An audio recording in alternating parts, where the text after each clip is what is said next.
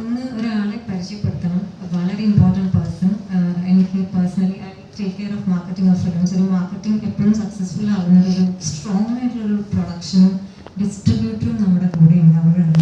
പ്രത്യേകിച്ച് ഇപ്പോൾ commercial viability എന്ന് പറഞ്ഞ് ഒരുപാട് സിനിമകൾക്ക് നല്ല ഷോ ടൈമിങ്സ് കിട്ടാതെ പോവുക, നല്ല തിയേറ്റേഴ്സ് കിട്ടാതെ പോകുന്ന സാഹചര്യത്തിൽ നമ്മുടെ കൂടെ നിന്ന് നമ്മുടെ സിനിമയ്ക്ക് വേണ്ടി ഫൈറ്റ് ചെയ്ത ഞങ്ങളുടെ പ്രൊഡക്റ്റ് ഡിസ്ട്രിബ്യൂട്ടറാണ് ഈ ഇരിക്കുന്നത്, പ്രദീപേട്ടൻ. Like a big brother to all of us. ഇന്ന് രാവിലെ ഞങ്ങൾ ആക്ച്വലി എല്ലാവരും മീറ്റ് ചെയ്തപ്പോൾ we did think about something like this. ഡിസ്ട്രിബ്യൂഷനെ കുറിച്ചും റീ റിലീസിനെ കുറിച്ചും പറയാൻ ബെസ്റ്റ് പേഴ്സൺ പുള്ളിയാണ്. Handing over to.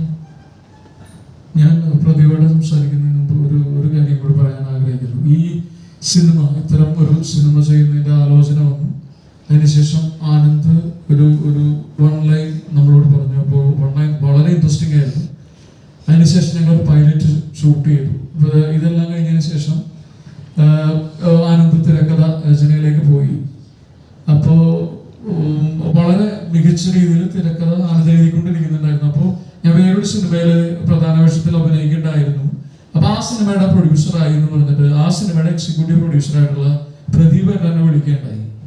അപ്പം ഞാൻ ഇദ്ദേഹത്തോട് ചോദിച്ചു, ചേട്ടാ അപ്പോൾ പുതിയൊരു പ്രൊഡ്യൂസറാണ് വന്നിരിക്കുന്നത്, ഡോക്ടർ അജ്ജോയ് എന്ന് പറഞ്ഞു. അപ്പോൾ പ്രദീപ് എന്നോട് പറഞ്ഞു ഗംഭീര പ്രൊഡ്യൂസറാണ് അദ്ദേഹം, ഭയങ്കര ആർട്ട് ലവറാണ് അദ്ദേഹം, എല്ലാത്തരം സിനിമകളെ പ്രോത്സാഹിപ്പിക്കുന്ന ആളാണ്.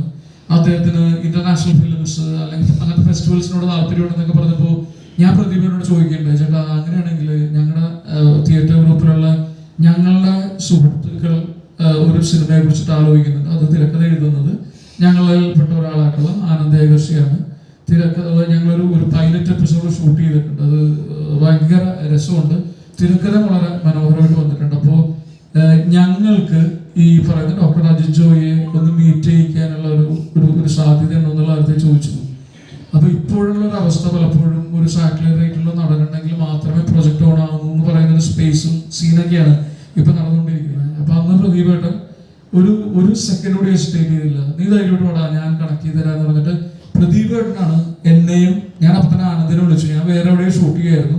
ഞാൻ ഷൂട്ടിങ്ങിൽ അവിടെ നിന്ന് അവധി എടുത്തിട്ട് ഞാൻ കൊച്ചിയിൽ വരികയും ഞാനും ആനന്ദും കൂടെ പോയിട്ട്, എനിക്ക് ഓർമ്മയുണ്ട് നീ ഒരു വെള്ള ഷർട്ടായിട്ടിരുന്നത്. അപ്പം ഞങ്ങൾ രണ്ടുപേരും കൂടെ പോയിട്ട് അജിത് സാറിനെ കാണുകയും അജിത് സാറിനെ ഈ പൈലറ്റ് എപ്പിസോഡ് കാണിക്കുകയും ഞങ്ങളൊരു 10 മിനിറ്റോളം സാറിനോട് സംസാരിക്കുകയും ചെയ്തു. ആ മൊമെന്റിൽ അദ്ദേഹം പറഞ്ഞു, എൻ്റെ ബഡ്ജറ്റ് ചോദിച്ച്, അങ്ങനെയാണ് ഈ പ്രൊജക്ട് ഉണ്ടായത്. അപ്പോൾ ഈ സിനിമ, ഈ ആട്ടം പോലെയുള്ള സിനിമ ഇപ്പോൾ ഇന്ത്യയിലെ ഏറ്റവും മികച്ച സിനിമയായി തിരഞ്ഞെടുക്കപ്പെടുമ്പോൾ അതിൽ വലിയ ഒരു ക്രെഡിറ്റ് അർഹിക്കുന്ന ഒരാളാണ് ഈ സിനിമയുടെ എക്സിക്യൂട്ടീവ് പ്രൊഡ്യൂസറും ഡിസ്ട്രിബ്യൂട്ടറും ആയിട്ടുള്ള ഞങ്ങൾ ഏറ്റവും പ്രിയപ്പെട്ട പ്രദീപ്.